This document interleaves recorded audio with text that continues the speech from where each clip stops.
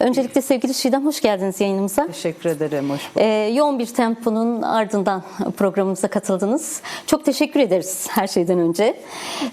Bugün güncel bir gelişmeyle başlamak isterim. DEM Parti bugün bir açıklama yaptı. 27 Mart'ta İmralı'da Kürt Halk Önderi Abdullah Öcalan'la yaptığı görüşmenin detaylarını paylaştı kamuoyuyla. Çok önemli detaylar vardı. Süreç açısından da çok kritik bir süreçte gerçekleşen bir görüşmeydi bu. Hem içinden geçilen Orta Doğu'daki derinleşerek devam eden bu savaş konjektürü içerisinde yapılmış bir görüşmeydi. Hem de sürecin hızının tartışıldığı, duraksadı mı, devam mı ediyor noktasında tartışmaların sürdüğü bir dönemde yapıldı. Hem kritik bir görüşme hem de sanırım en azından basına yansıyanlardan öğrendiğimiz kadarıyla çok uzun da yapılmış bir görüşme. 5 saatin üzerinde yapılmış bir görüşme söz konusu. Bu görüşmenin ben detaylarını konuşmak isterim. Genel hatlarıyla bu yapılan açıklamayı değerlendirecek olursanız sizin böyle önemli gördüğünüz başlıklar nelerdir? Tekrardan iyi akşamlar ve merhaba. Belki en başta şeyi söylemek gerekiyor. Yani bugün yayınlanan mesajda biz Sayın Öcalan'ın bu meselenin çözümünde ve Orta Doğu'nun demokratik geleceğindeki ısrarının bir yansımasıydı.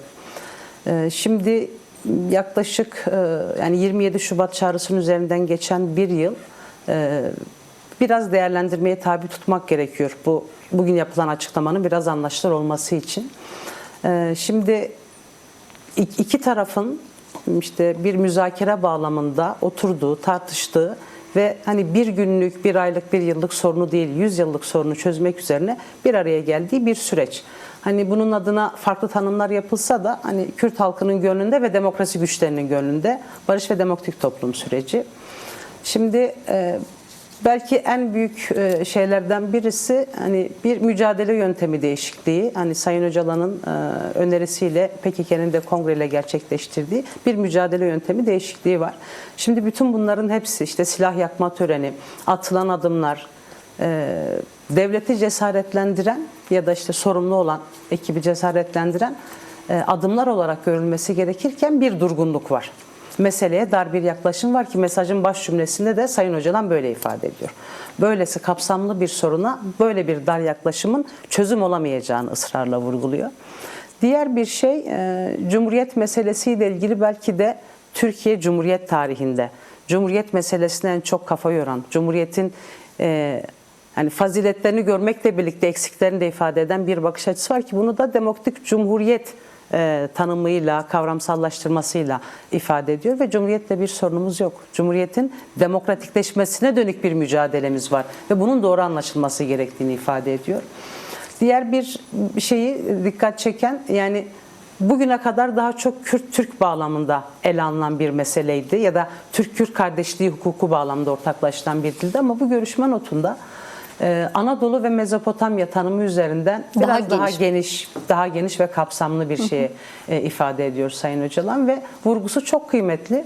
Yani Anadolu'yu da gören, Mezopotamya'yı da gören bir çözüm ekseninin gerekli olduğunu ifade ediyor ve diyor ki Orta Doğu'nun 4000 yıllık tarihinden baktığımızda bize tarihin gösterdiği şey şudur: Anadolu'nun güvenliği Orta Doğu'nun ve Mezopotamya'nın güvenliğinden geçer. Mesela iki cümle ama çok tarihsel bir arka planı, altyapısı var ki özellikle bugün işte Orta Doğu'nun yangın yerine döndürülmek istendiği süreci biraz daha göz önünde bulundurursak. Halkların ortak kaderini de aslında biraz altını çizen, o da birbirine bağlı olan kaderini. Çok kritik bir şey daha var. Hani süreç konuşulurken hani güven meselesi böyle daha çok Kürt tarafının ve Sayın Öcalan'ın adımlarıyla, söylemleriyle, tanımlamalarıyla, yeni kavramlarıyla hep güçlü tutulmaya çalışıldı. Mesela şöyle bir tanımı var. Yani ülkelerin işte tarihsel yaklaşımlarındaki yanlışlıkların, antidemokratik yaklaşımların eleştirilmesini bir kutsala dokunmak olarak ele alınmaması gerektiğini ifade ediyor. Asimilasyon dediğiniz şey bu kadar çok kültürlü bir yapıya, çok kültürlü bir hafızaya giydirilmiş dar bir gömlektir. Bu da yine benzer bir şekilde Mezopotamya Anadolu göndermesinde olduğu gibi aslında bu yani mücadele hattının hem genişliğini hem kapsayıcılığını ifade eden temel şeylerden birisi. Demokratik entegrasyon aslında önceki görüşme süreçlerinde hani devletin bu sorunu nasıl çözerim diye tıkandığı başlıkların yerinde yetişen kavramlardan, yetişen yöntemlerden birisi. Çünkü demokratik cumhuriyet kavramsallaştırması, demokratik ulus kavramsallaştırması, teorik bir zemin olmakla birlikte bunun pratik adımı nasıl olur? Demokratik entegrasyonla ve bunun temelini de hani belki de işte Kürt Özgürlük Hareketi'nin mücadelesinin temelini oluşturan toplumsallık da olabileceğini ifade ediyor. Bu da yine hani hem 52 yıllık mücadelenin hafızası hem de bugün Türkiye'nin ihtiyaç duyduğu bir şeyi gösteriyor. Önceki görüşmelerde bir tespiti var Sayın Öcalan. Diyor ki biz bu devletin demokratik cumhuriyet tarafıyız. Biraz açmanızı rica edeceğim. Eksik bir taraf. Yani hani bu ülkede var olmak işte milliyetçilikte, bu ülkede var olmak Türklükte, bu ülkede var olmak hep Sünnilikle adlandırıldı, tanımlandı ve kabuller bunun üzerinden oluşturuldu.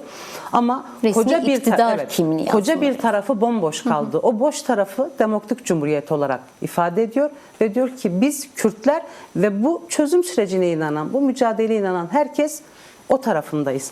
Ve orası güçlenirse o dengenin oluşturacağı şeyin özgürlükle, işte eşitlikle, demokrasiyle buluşması çok çok mümkün. Bunun üzerine de bu görüşme notunda hani Cumhuriyete katılım biçimi ifadesi var. Cumhuriyete katılımı kendi kimliğiyle, işte örgütlenme özgürlüğüyle, fikir ve ifade özgürlüğüyle ve en kıymetli olan da belki de kadın özgürlüğüyle katılmanın mümkün olduğunu ve bunun da hani Cumhuriyeti değiştiren ya da geriye çeken değil, tam tersine Cumhuriyeti güçlendiren bir yaklaşım olarak ifade ediyor. Ve sadece Kürtlerin değil, tüm Evet. toplumun aslında ihtiyacı olduğu temel şeyleri altını Bütün çiziyor. bunların toplamında aslında baktığımızda bu dönem yani belki yani 2000'li yılların dönemi devletin kurduğu politikalar açısından bu ülkede Kürtlere karşı uygulanan işte baskı politikalarının neredeyse herkese uygulandığı bir zemin yarattı. Niye öyle? Çünkü hani yani Kürt olmak baskıya maruz kalmaya mübah gösterildi. Alevi olmak, kadın olmak bu tür yaklaşımlara mübah gösterildi. Ama geldiğimiz noktada işte demokratik cumhuriyet tezinde de ifade edildiği üzere herkesin aynı politikalarla karşı karşıya kaldığı bir yerde niye daha toplumsal, niye daha ortak mücadele yürütmüyoruz? Dolayısıyla biz Sayın Öcalan'ın 27 Şubat çağrısı da dahil olmak üzere bütün görüşme notlarının sadece Kürtlerle sınırlı olan değil, bütün Türkiye ve Orta Doğu halklarına bir çağrı ama aynı zamanda sorunun çözümünde muhatap olan devleti de bir çağrı olarak yorumlamak gerekiyor. Kendisi de öyle ifade ediyor. Mesela buradan kritik belirleyen şu bence. Mesela Sayın Öcalan çözümün ilerlemesi açısından atmış olduğu büyük adımlarda şöyle bir şey söyledi. Silahlı mücadelenin yerine neyi ikame ettiğini ifade etti ve adını demokratik siyaset olarak tanımladı. Ama biz devletin hani bir çözüm gerçekleşecekse yerine neyi ikame edeceğini cesaretle, ısrarla, inatla söyleyebildiği herhangi bir tanıma ya da yönteme henüz daha görmüş, tanıklık etmiş, duymuş değiliz. Ve en büyük boşluklardan birisi de hani budur diye ifade etmek gerekir.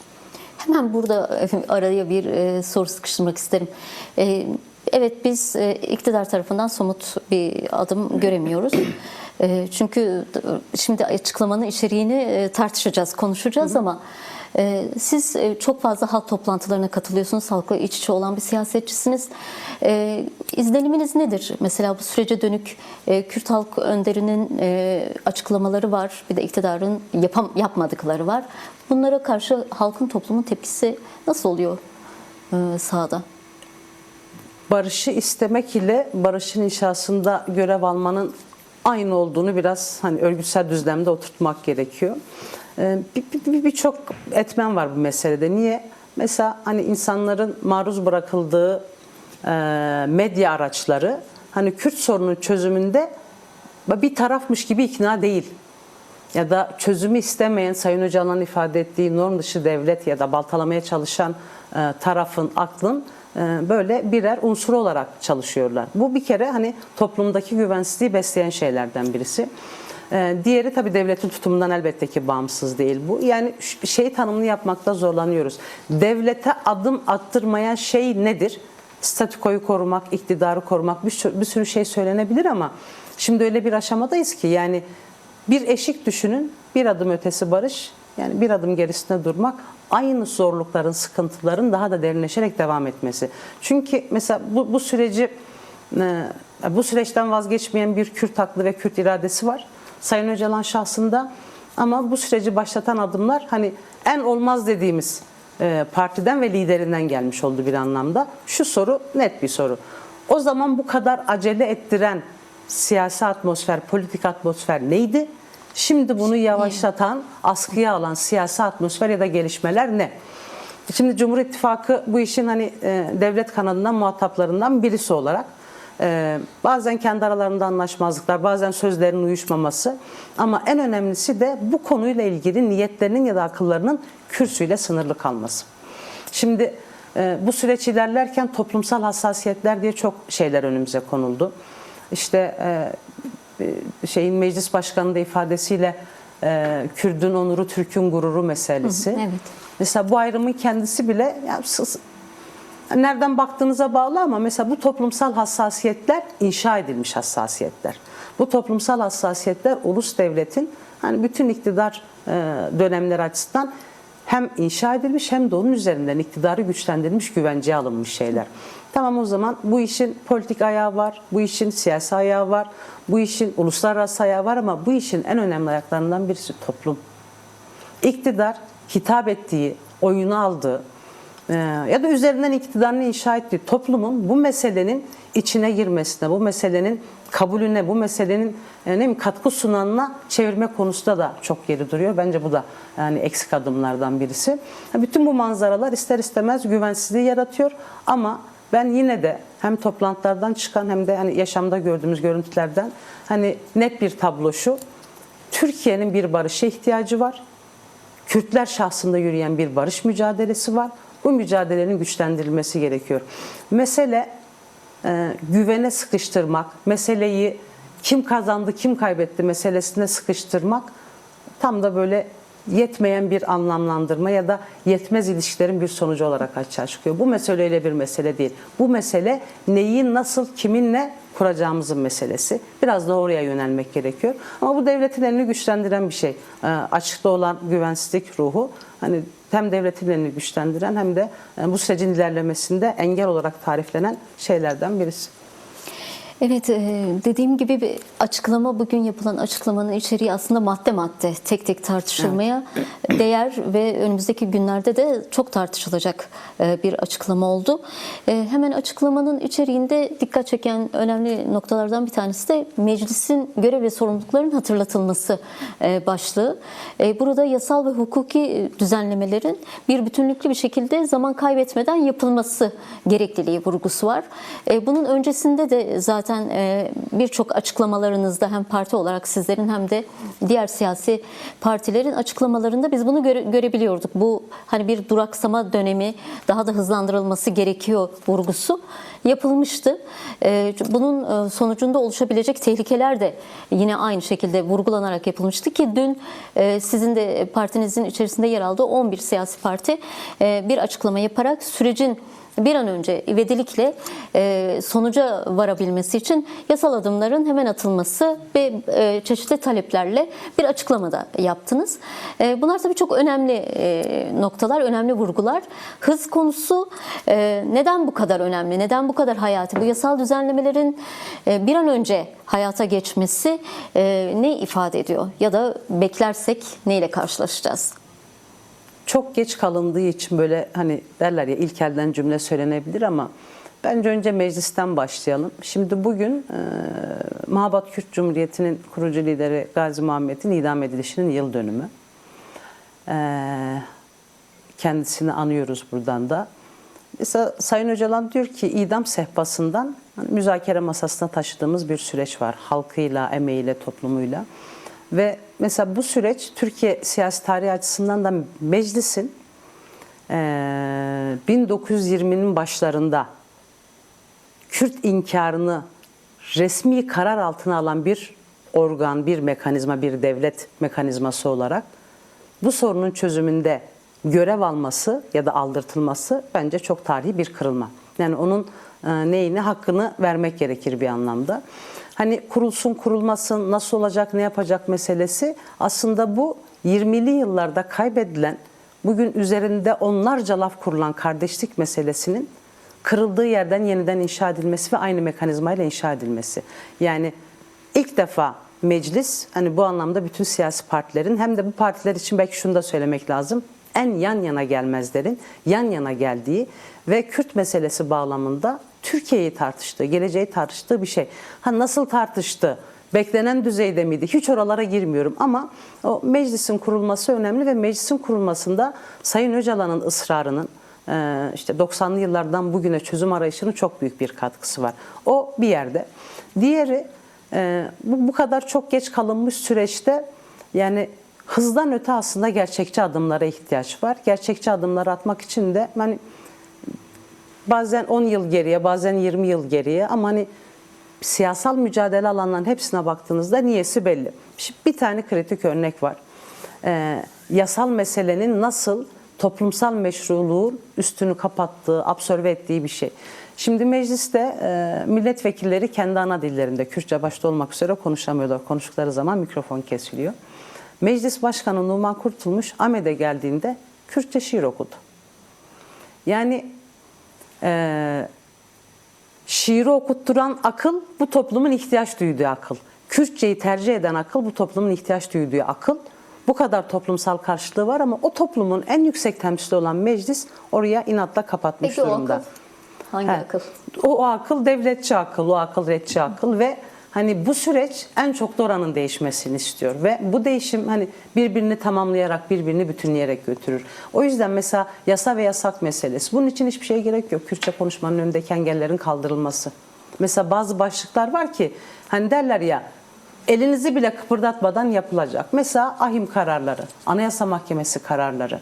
En basitinden başlıyorum. Hasta tutsaklar. Daha 3 gün önce Mehmet Edip Taşar'ı kaybettik. Yani Adli Tıp Kurumu'nun, meclisin hani öyle bir sözleşme var ki neresinden tutsanız hani elinizde kalıyor. Ama şimdi bu süreç niye yasaya ihtiyaç duyuyor? Kürtler bu ülkenin hukukunda yok. Kadınlar da yok, Aleviler de yok, gençler de yok ayrı ama bir kurucu aklın, bir kurucu halkın bu ülkenin hukukunda olmaması en temel mesele. Tam da oradan yakalanıyor aslında hukukta olması. Mesela düşünün 30 yıl boyunca Kürt halkının evlatları cezaevinde kaldılar. Kürdün hukuku yasal, anayasal tanınmış olsaydı Kürdün talebi en insani haklı talebi suç olarak görülmeyecekti. Ama hukuk olmadığı için 30 yıla tekabül etti. Ya da işte bugün en güncel konulardan birisi kayyum. Yine yani Kürdün varlığı, Kürdün işte örgütlenme hakkı, Kürdün yönetme hakkı yasal güvenceye alınmış olsaydı hani kayyum meselesini değil en güçlü yerel yönetimleri hani Kürdistan'da ve Türkiye'de nasıl yürüteceğimizi tartışacaktık. O yüzden yasa ve hukuk önemli. O yüzden de hani 100 yıllık bir geçmişi olan bu meselede en hızlıca yapılması gereken şeylerden birisi. Bu biraz demokratik siyaset zemini açısından ama bir şeye daha ihtiyaç var. Hani silahların bırakıldığı, işte silahlı mücadelenin terk edildiği bu dönemde Sayın Öcalan'ın tarif ettiği demokratik siyaseti bunun yerine koyduk. O zaman hani bu ülkenin, bu coğrafyanın insanı olan çocukların, evlatlarının zorunlu bir tercih olarak yürütmüş olduğu mücadeleyi bitirip kendi coğrafyasında demokratik siyasette hayatın sosyal, siyasal, ekonomik boyutunda yer alması için de bir yasaya, bir hukuka ihtiyaç var. Barış yasası mı deriz, geçiş yasası mı deriz ama o konuda da ciddi bir ayak diretme var. Tabii şöyle bir denklem kurduğumuzda yani bu kadar işte ağır bir mücadeleyi henüz daha hiçbir şey değişmemişken ve adım atılmamışken bırakmak ve değiştirmek mi ağır yoksa gerçekten bu ülkenin hani ortak geleceği için yasa mı yapmak ağır? Hani burada hani toplumun gücünün de devreye girmesi gerektiği bir süreç olarak düşünüyoruz ve hani yasa meselesi Kürt sorunun çözümünde biraz çekirdek bir mesele. Ele alınması gereken bir mesele. Meclisin gücü var, meclisin cesareti yok. Meclisin gücü var ama meclisin ufku bu konuda çok dar. Hani bu konuda sadece ikna meselesi olduğunu düşünmüyorum ben. Çünkü bir şey değişiyor. Yani eski olan, bu ülkeye yetmeyen, bu halka yetmeyenin işte dönüşmesi, değişmesi, bir yıkıma uğraması gerekiyor. Bu herhalde en çok şeylerden birisi. Ama hani Kürt meselesini çözen bir iktidar olmaktan korkmanın, Kürt meselesini çözen bir iktidar olmanın gururunu yaşamanın altında kalacağını ve hani yönelmesi gereken şeyin bu meselenin 100 yıldır sürdüren bu meselenin bu dönemde tam da bu koşullar varken çözülmesine yönelmektir. bu tercih için zorlamaya devam edeceğiz. Bazı şeylerin çok hızlı olmayacağı zaten devletin kendi tarihsel gerçeğine baktığımızda zaten göz önünde alınabiliyordu. Yani bu kadar inkar, asimilasyon, yok sayma, soykırıma kadar devam eden politikalar sonucunda bugün mecliste bir komisyon oluşması bile aslında çok tarihi bir öneme sahip. Her ne kadar hazırladığı rapor ve çalışma biçimi kimi eleştiriler alsa da aslında çok önemli bir adım devletin geldiği nokta açısından bizim için. Tabii en büyük, belki bu süreçte bize en büyük şaşırtanlardan biri de Devlet Bahçeli oldu. 1 Ekim açıklamasının hemen arkasından sürekli sözüne yeni sözler ekleyerek bugüne kadar devam etti. Geçtiğimiz haftalarda da sürece dair, süreçte bu yasal düzenlemelerin hızlanmasına dönük çağrılara ilişkin acelemiz yok, yavaş yavaş yapacağız demişti. 27 Mart İmralı görüşmesinin hemen arkasından dün yaptığı bir değerlendirmede hızla hemen çözmek gerekir, yasal düzenlemelerin hemen yapılması gerekir ifadesini kullandı. Bir hafta içerisinde böyle hızlı bir dönüş söz konusu oldu Devlet Bahçeli'nin. Bunun İmralı görüşmesiyle bir ilişkisi olabilir mi? Yoksa Devlet Bahçeli birden aydınlanma mı yaşadı diyelim? Yani evet, Süreç bir yılı açısından. aşkın süredir bir aydınlanma meselesi var. Yani Orta Doğu'daki gelişmeler belirleyici. İmralı görüşmesinden çıkan somut, açık yol haritasının yapmanın önünde bir engel olmadığını görünmesi de bence belirleyici. Çünkü yani bu süreci başlatan itici güç Orta Doğu'daki gelişmeler. Mesela Sayın Öcalan'ın bugün yansıyan görüşmesinde de şöyle bir ibare var. İran'da, yani Suriye'deki meselede hani çok sıkıntılı dönemler geçmekle birlikte olumluya çevrilebildi. Ama bugün İran'da yaşanan gelişmeler bu sürecin ne kadar haklı ve ne kadar gerekli olduğunu bir kez daha teyit etmiştir diye bir cümlesi var. Ben Sayın Öcalan'ın Orta Doğu okumaları çok yol gösterici oldu birçok açıdan. Ben devletin de bu okumalardan faydalandığını, evet, biz de görebiliyoruz. Dolayısıyla bu faydanın sonucu olarak da ama şu kötü, yani bir hafta içerisinde değişen bir görüş, bir siyasi parti lideri tarafından dile getirilmesi meselesi de bizim meselemiz değil, onların meselesi diyeceğiz ama meseledeki ciddiyet, meseledeki hassasiyet, meseledeki ağırlık anlamında çok büyük soru işaretleri barındırıyor. Neler değişti diye mesela insanın Evet. kafasında soru işaretleri oluyor tabii. Yani böyle bir konjektürün içerisinde. Ben görüşmeden önemli gördüğüm bir paragraf okumak istiyorum müsaade ederseniz sevgili Çiğdem. Cumhuriyete katılım kimliğiyle, ifade ve fikir özgürlüğüyle, örgütlenme özgürlüğüyle ve kadın özgürlüğüyle olmalıdır. Bunlar sadece Kürtler için değil, herkes için geçerli özgürlük alanlarıdır. Bu noktada sürece ilişkin fikirlerimin doğru anlaşılması için uygun yöntemlerle tüm kamuoyuna ulaşmayı önemli görüyorum. Kürt Halk Önderi Abdullah Öcalan'ın yaptığı görüşmenin açıklamasının son paragraflarından biriydi bu. Biraz statüsüne ilişkin aslında kamuoyuna en başından beri kamuoyuna kendi sözlerinin, kendi mesajlarının direkt iletilmesi noktasında kendisini anlatmayı direkt tercih ediyordu. Ben bu paragraftan okuduğum bu önemli kısımdan sormak isterim. Yani ilk günden beri 1 Ekim'den bu yana umut ilkesi üzerinden de Kürt Halk Önderi Abdullah Öcalan'ın statüsü tartışma konusu oldu. Baş müzakereci olarak görüldü. Kürt halkının iradesi olarak görüldü ki öyledir zaten.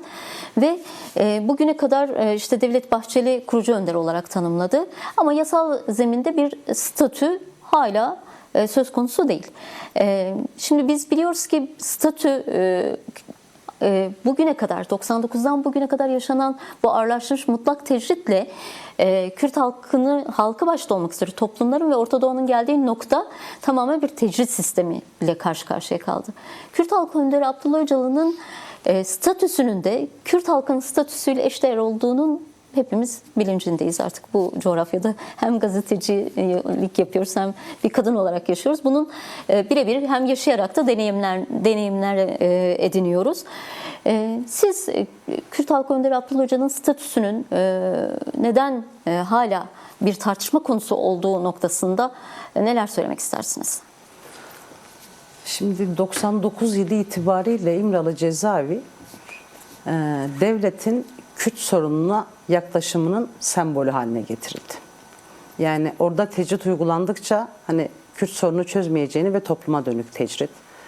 İşte orada dönem dönem hani Sayın Öcalan'ın fiziki koşullarını zorlayan uygulamalar da oldu. O da yani Türkiye'deki hani devlet haklı İmralı adasının kendisini orada uygulanan bütün işkence sistemleriyle birlikte Kürt sorununa bakış açım budur şeyini verdi, sürekli mesajını verdi ve orayla bütünleştirdi. Şimdi bunun değişmesi için hem toplumsal güçlü bir zemin var, hem mücadele açısından güçlü bir zemin var, hem de içeride çok güçlü bir direniş var. Şimdi 27 yıl boyunca ağır tecrit koşullarında neredeyse hiç iletişimsiz bir ortamda Kürt sorununun onurlu, demokratik bir çözümü için bu çabayı kim nasıl görmezden gelir? Hani bizim aklımızın almadığı konulardan birisi, açık ifade edelim. Ve Kürt sorununun çözümünün de bu ülkenin geleceği açısından, işte Orta Doğu'nun demokrasi açısından ne kadar kritik olduğunu anlamama meselesi, yani dar hesaplar. Oradan bakmak lazım. Şimdi 99 yılından bugüne, yani İmralı üzerinden konuştuğumuz için bunu ifade ediyorum. Elbette öncesi de var. Birçok şey yaşandı. İmza kampanyası, özgürlük talepleri, Gemliğe yürüyüşler, Nevrozlarda ve alanlardaki işte halkın iradesi. Şöyle bir tablo çıktı esasen. Bu 27 yıl içerisinde Sayın Öcalan'ı Kürt halk önderi, kendi önderi olarak kabul eden, onun bütün paradigmasal yaklaşımlarını alan, özümseyen, mücadelesine yediren ve bütün tecrite rağmen onun etrafında kenetlenmekten vazgeçmeyen bir halk iradesi var. Bunun kendisi bile o statüyü gerekli, zorunlu ve acil kılıyor bir anlamda. Diğer yandan mesela çok ağır bir tecrit uygulaması olmasına rağmen savunmalarıyla, görüşleriyle, görüşme notlarıyla sürekli yol açtı. Yani o duvarlar, halkla iletişimine, o duvarlar bir çözüm süreciyle ilgili fikriyatını ulaştırma çabasına hiçbir zaman engel olmadı. Şimdi bu iki tablo bile yani artık hani derler ya, anlamsız kılıyor devletin inadını ya da devletin bu konudaki sığ, dar, cesaretsiz yaklaşımı, birçok şey söylenebilir. Bence anlamsız kılıyor. Ama geldiğimiz aşamada hem işte Devlet Bahçeli'nin söylemleri, hem yani heyetlerin bir bütün olarak yapmış olduğu görüşmelerde, işte mesela en yakını Rojava. Rojava meselesindeki yapıcı rolü, ısrarı, hani birçok şeyi analiz ederek ortaya koymuş olduğu şeyler, Sayın Öcalan'ın hani tarihten bugüne mücadele ve toplumsal açıdan edindiği statünün devlet yasasına çarpmasının artık değişmesi gerekiyor. Yani tutukluluk, hükümlülük, bütün bunları hani bir yana bırakıp bu kadar tarihi bir meseleyi çözmüşken ya da çözmek üzere yola çıkmışken, öyle diyelim, daha çözüm değil. Öyle olmasını dilediğimiz için cümle öyle çıkıyor herhalde. Çözme yoluna çıkmışken bu iradeyi, yani halkın da mücadelenin de iradesinin sembolleştiği kişiyi, önderliği hani cezaevinde tutmak bu meseleye yaklaşımda da bir kriter esasen. Yani hem işte belki hani klasik cümle ama ahim üzerinden umut hakkı uygulanmasının zemini, bu yaşanan sürecin ve bundan önceki süreçlerin yaratmış olduğu etki. Dolayısıyla hani Kürt halkı kendi mücadelesiyle önderliğinin mücadelesini ne kadar eşdeğer görüyorsa kendi özgürlüğüyle önderliğinin özgürlüğünü de çok eşdeğer görüyor. Mesela bu dönem açısından en manipülatif başlıklardan birisi, Öcalan cezaevinden çıkmak istemiyor. Onun öyle bir talebi yok. Mesela bu devletçi akıldır. Çünkü bir kod var. Hem Kürt'e hem işte Sayın Öcalan'ın önderliğine dönük ve bununla manipüle ederek götürmeye çalıştı. Niye? Çünkü Kürt halkının özgürlüğüne dair Sayın Öcalan'ın statü hakkının artık o kadar meşru, tartışmaya yer bırakmayacak şekilde hayat bulması gereken aşamada bu yapıldı. Dönem dönem işte onun öncülüğü ve önderliği yerine isimler ikame edilmeye çalıştı. Dönem dönem bu. Ama bugün geldiğimiz aşamada kendisinin de ifadesidir. Hem bir siyasi koordinatör hem de yani Türkiye'de meclis çatısı altında bulunan bütün siyasi parti liderlerinin bir araya gelerek Kürt sorunun çözümü konusunda bir konsensüse ve Sayın Öcalan'ın varlığı kimliği konusunda bir konsensüse varmasının da çok gerekli olduğunu düşünüyor. Yani bunu yaparken bile hani ortak akılla yürütmeye çalışıyor. Ama statü sadece İmralı cezaevinde olduğu süreçten itibaren değil, çoktan beri kazanılmış bir haktı. Bunun için hani hem hukuki mücadele hem de siyasal mücadeleyi daha büyüterek yürütmek lazım ki Nevruz buna tekabül etti, 8 Mart buna tekabül etti. Yakın dönemde de yine Sayın Öcalan'ın statüsüne yönelik kadınlar öncülüğünde birçok eylem, etkinlik gerçekleşti. Gerçekleşecekti. Önümüzdeki günlerde de evet, Gemliğe dönük bir yürüyüş söz konusu.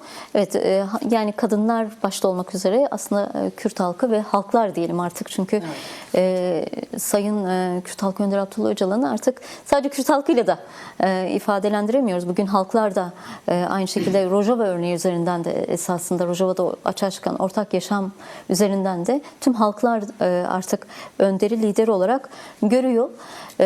Bunun yanında şimdi İsrail, ABD ve İran ekseninde bir ayı aşkın süredir devam eden bir savaş söz konusu. Bugünkü yapılan açıklamada da buna vurgu vardı. Biz de bu süreç içerisinde Kürtlere dayatılan bir taraf olma halini, hep bir tarafı seçme halini gördük, ama bugünkü açıklamada çok önemli bir detay vardı. Kürt Halkı Önderi'nin yaptığı bir ABD-İsrail hattı, bir de İngiltere hattı. İngiltere hattının mevcut statükoyu devam ettirmek yönünde bir istemi ve çabasının olduğu, ABD ve İsrail'in başını çektiği hattın ise şu an yeni Orta Doğu'da yeni bir dizayn oluşturmak istediklerine dönük ve buna dönük de Kürtlere bir dayatma durumu var. Bir de tabii ki mevcut savaşın öngörülemeyen sonuçları da olduğu. Kimileri de bu kadar uzun süreceği düşünülmüyordu. Kimileri de İran'ın bu kadar uzun süre çatışmayı devam ettireceğini düşünmüyordu. Velhasıl bugüne kadar binlerce insanın yaşamını yitirmesine sebep olan bir savaşla iç içeyiz ve bu savaşın bölgeye ve Türkiye'ye de bir yansıması söz konusu. Önce bu bir aylık savaşın bir tablosunu çıkartacak olursak birkaç cümleyle özetlemenizi istesem neler söylersiniz? Bir ayda daha görünür oldu ama hani bu savaşın temelleri bayağı bir eski. Yani belki 35 yıllık bir geçmiş var. Evet, yani Filistin-İsrail savaşının başladığı döneme de denk gelen o hani bugünkü konuştuğumuz sıcak savaş, ya bir 3. Dünya Savaşı zemini çok uzun bir süre yaratıldı Orta Doğu'da. Ve 3. Dünya Savaşı zemini, yani o bölgede, Orta Doğu'nun kendisinde hegemonik güçlerin İsrail etrafında odaklandığı, etrafında bir araya geldiği ve İsrail'in güvenliğini esas alarak yeniden bir dizayn sürecine girmiş. Bu dizayn sürecinde belki de Arap Baharı'nı da katmak lazım. Mesela Arap Baharı halkların bütün bu iktidarcı yönetimler karşısında neredeyse hani sınırları aşan ortak bir hak talebinin mücadelesi sergilendi, ama orada hani ortak bir öncülük, örgütlü bir hat, hem işte mücadele hattı hem de toplumsal hat olmadığı için orada ayakta kalan bir Rojava oldu bir anlamda. Yani o Rojava'nın elde etmiş olduğu statünün meşruluğu, kurmuş olduğu sistemin kendisi bugün aslında birçok yerde Kürtleri temsil ediyor. Yani Kürtler sadece dili farklı olan, kimliği farklı olan, etnik kimliği farklı olan bir halk değil. Kürtler Orta Doğu'da bir sistem. O yüzden hegemonik güçlerin Kürtlerle yürüttüğü savaş ideolojik bir savaş. Kürtlere taraf olma meselesini dayatmalarının zemininde de bu var. Yani mesela İran, Kürtlerin gözünde bir idam cumhuriyeti ve bugün bile 2 Kürt siyasetçi idam edildi İran'da. Son 2 günde 4. Yani ABD ve İsrail, ve belki İsrail basınına şöyle bir şey demek lazım. Yani İsrail'in Kürt politikası var mı sorusu bence önemli bir soru. Çünkü Kürt politikası yok. Yani İsrail'in varlığıyla Kürtler Rojava'da da mahkum edilmeye çalıştı. Özellikle Dışişleri Bakanları'nın o yürütmüş olduğu, nasıl diyeyim, diplomatik süreçlerde ısrarlı bir şey vurgulandı. Ve biz Rojava'ya dönük saldırıların, topyekün saldırının olduğu dönemde İsrail'in nerede durduğunu görmüş olduk. Yani hani kendi eliyle berhava edilmiş bir süreç. Yani bir Kürt politikası var belki ama negatif bir politika. Yani. Evet yani belki öyle demek lazım ama politikayı daha pozitif düşündüğümüz için öyle söyleyelim. Bir Kürt politikası yok. Tam tersine hani mesela en kritik şeylerden birisi İsrail'in varlığı bugüne kadar Suriye ile ilişkilerindeki stratejik seyri değiştirmiştir. Niye? hani o düşmanlık ilişkisinden birbirini yok etme hattında bugün İsrail'le ortak anlaşma imzalayan, işte Golan Tepeleri bırakıldı en son, buraya kadar giden bir süreç var. Alt zeminde şu var. İbrahim'i anlaşmalarla birlikte oluşturulmuş bir güvence var ve yani Sünni Arapların, Sünni Arap ülkelerinin birçoğu aslında İsrail'in bu durumuna bir kabul geliştirmiş durumda. İran'la yürütülen savaşta ise yine görüşme notunda da dikkat çekiliyor. Aslında Nevroz notunda var. Nevroz mesajında var Sayın Öcalan. Diyor ki Şii ve Sünni eksenli devlet yapılarını aşan, daha kapsayıcı, daha çoğulcu, yani o coğrafyanın kültürüne uygun bir yapıya ihtiyaç var. Ve bugün etnik, dinsel, mezhepsel sahiplerle yürütülen bir savaş var ve yeni bir hegemonya kurulmak istiyor. Bu hegemonya kurulurken de Kürtler kurmuş olduğu sistemle orada bir güç. Rojava'da da, Roşilat'ta da, Bağkur'da da, Başur'da da bir güç ve taraf olmaya zorlanıyor. Ben Kürt demokratik siyasetin ve Kürt özgürlük hareketinin belki de siyasete ve toplumsal mücadeleye kazandırdığı en önemli şeylerden birisi, iki tarafın olduğu bir yerde yeni bir tarafı inşa etmenin kuruculuğunu üstlenmek olduğunu düşünüyorum ki Roşilat'ta dayatılan duruma karşı da oradaki Kürt ittifakının ya da Kürt güçlerinin söylemi hani ne idam cumhuriyeti ne de kendi geleceği için, hegemonyası için hakları katletmekten vazgeçmeyecek bir aklın tarafı olmayacağız. Tam tersine başka bir akıl, başka bir taraf var ve herkesi buna kurmaya, bunu inşa etmeye dönük bir daveti var. Bence bu bu 3. Dünya Savaşı ortamında bir seçenek. Yani 3. Dünya Savaşı'nı derinleştirmek istendiği bu süreçte önemli bir siyasi seçenek, toplumsal seçenek ve bunu yapmamızın önünde hiçbir engel yok. Belki halkların ilk defa kendilerine ait bir seçenekleri var. Evet. Yani onu söyleyebiliriz. Son dakikalarımıza geldik. Kısaca demokratik entegrasyon vurgusu vardı açıklamanın içerisinde. Önemli bir vurgu. Hem de çözüm olarak gösterilen bir vurgu. Hem Mezopotamya Anadolu örneği üzerinden hem de bugün İran gerçekliği üzerinden de 4 parça Kürdistan gerçekliği üzerinden de demokratik entegrasyon bir çözüm olarak Kürt sorununun çözümünde temel bir çözüm olarak demokratik ulus eksenli bir demokratik entegrasyon söz konusu. Buna ilişkin kısa, evet tamam. Çok kısa. Şimdi demokratik ulus kavramsallaştırması aslında Orta Doğu'nun yani ulus devlet krizi meselesinde çok çözüm aklı çok geniş olan bir perspektif. Orada Sayın Öcalan'ın şöyle bir sözü var. Diyor ki demokratik ulus değeri çok yüksek olan bir barış seçeneğidir. Ve aslında bu bilginin içerisinden çıkan bir entegrasyon var. Kürt sorunu nasıl çözülür? İşte asimilasyon ve inkar yöntemlerinin bu kadar uzun süre kullanıldığı bir süreçte bir red üzerinden değil. Çünkü yine mesajında şöyle bir tabiri var. Kürtlerin devletle ilişkisi pozitif bir anlayış üzerinden kurulmalıdır ve devletin de güvenlikçi kodlarla bakmaktan vazgeçeceği bir şeye getirmelidir. Entegrasyon durduk yere bir yere dahil olmak değil.